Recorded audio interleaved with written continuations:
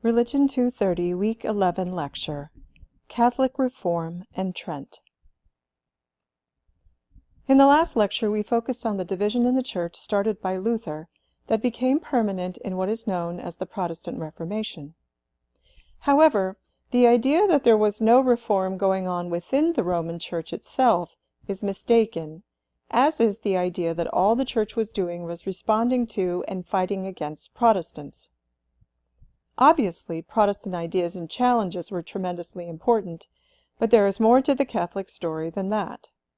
This week, we will focus on both sides, Catholic reform in the 16th century, as well as the responses to the Protestant Reformation.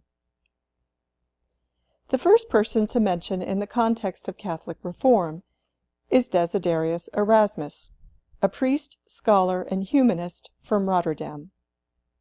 Erasmus was educated for a time at a Brethren of the Common Life school, and was very influenced by the spirituality and implicit critique of externals in that lifestyle.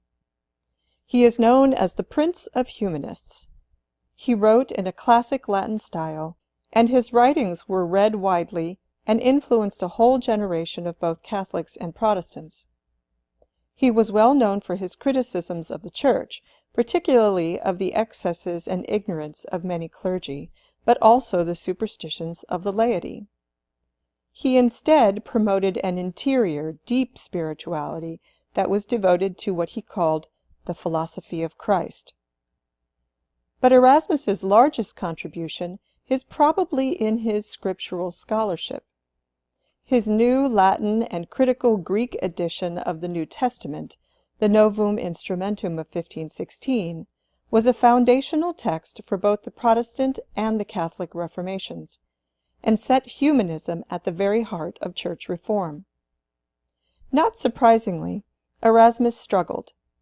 He remained Catholic, despite deep suspicions against him that he was really on the Protestant side. But he also deeply disappointed many of his early fans by not declaring that he was on Luther's side. In fact, he wrote one of the most important books against Luther, on free will, which set out one of the central areas of disagreement between Catholics and Luther.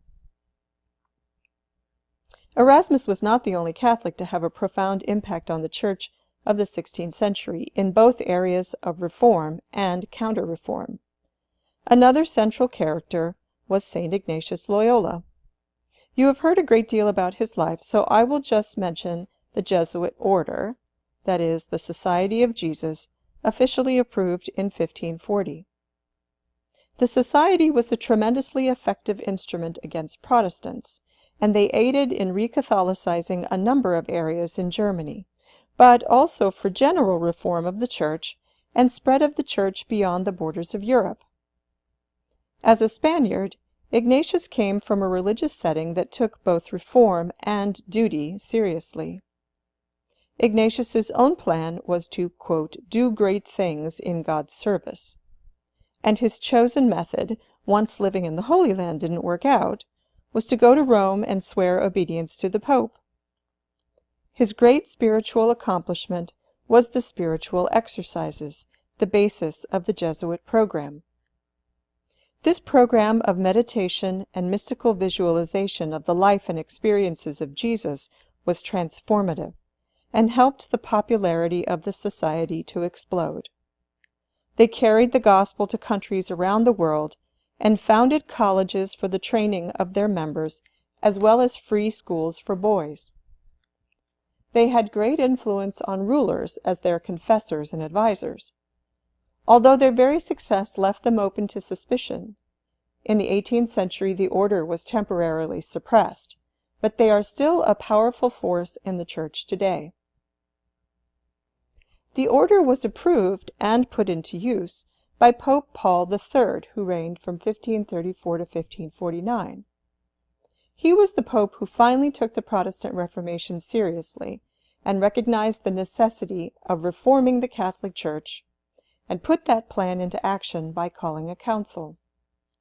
His first attempts were unsuccessful, but he did establish a commission to come up with a report clarifying all the areas that needed reform. And the results? The biggest problems were the excessive focus on papal authority, ouch, the total refusal of the Curia to reform itself. Absenteeism was also seen as a big problem, as well as the general standard of education and morality among the clergy. Paul was finally able to call a council and get it to convene in 1545 in the North Italian city of Trent. Protestants were invited to observe, although they said no thanks, but not quite that nicely. And not many bishops managed to make it there.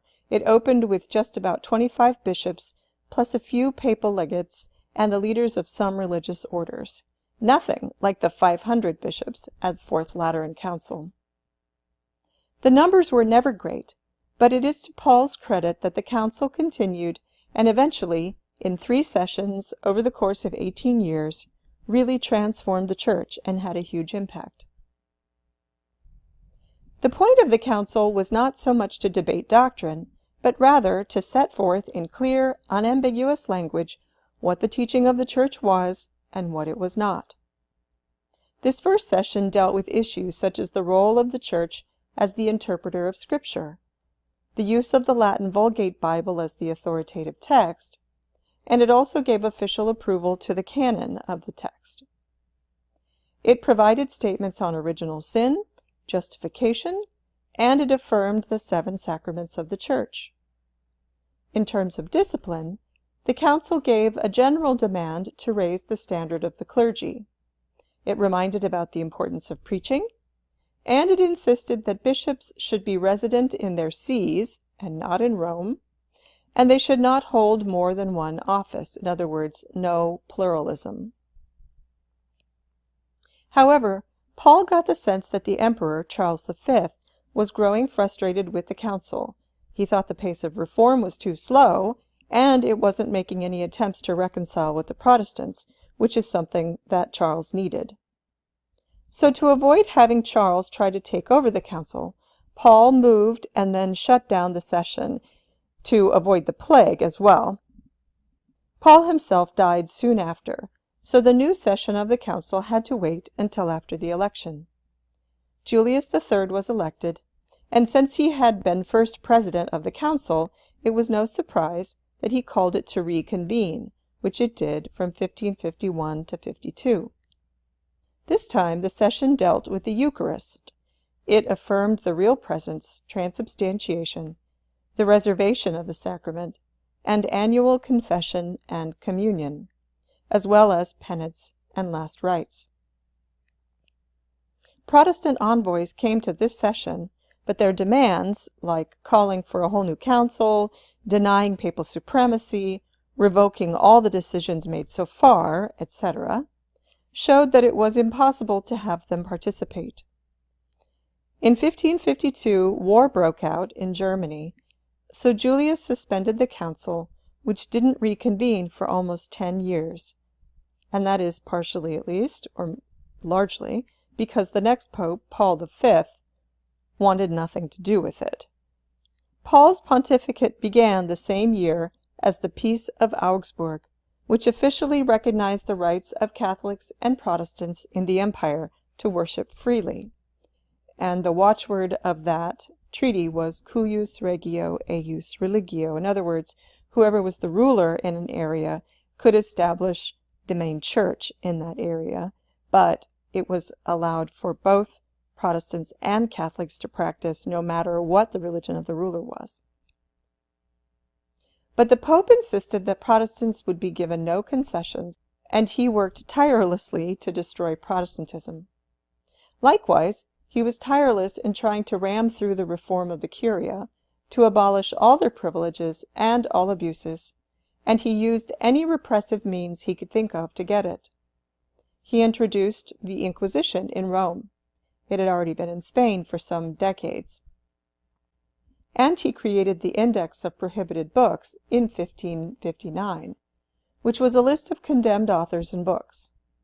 Luckily, his successor, Pius IV, was more interested in the council, reconvened it, and brought it to a successful conclusion.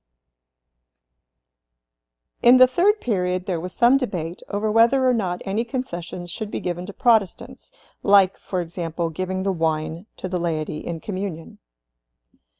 The papal party eventually managed to grasp control and deny that one. The council also confirmed the veneration of saints and relics, the use of indulgences, and the doctrine of purgatory, which at this point had been totally denied by Protestants. Another important decree was for the founding of seminaries. Fearing for the health of the Pope, the council drew to a close, and all the decrees of all the sessions were sent to the Pope for his approval, which was formally announced on January 24, 1564. And the next general council of the Church, was not called for more than 300 years. The Council of Trent failed to satisfy Protestants, but it established a firm foundation for the renewal of Catholic life. Most important, the popes remained dedicated to the spirit of the council, and worked to incorporate its decrees as well as unfinished work, like the revision of canon law and the actual establishment of the seminaries for training priests.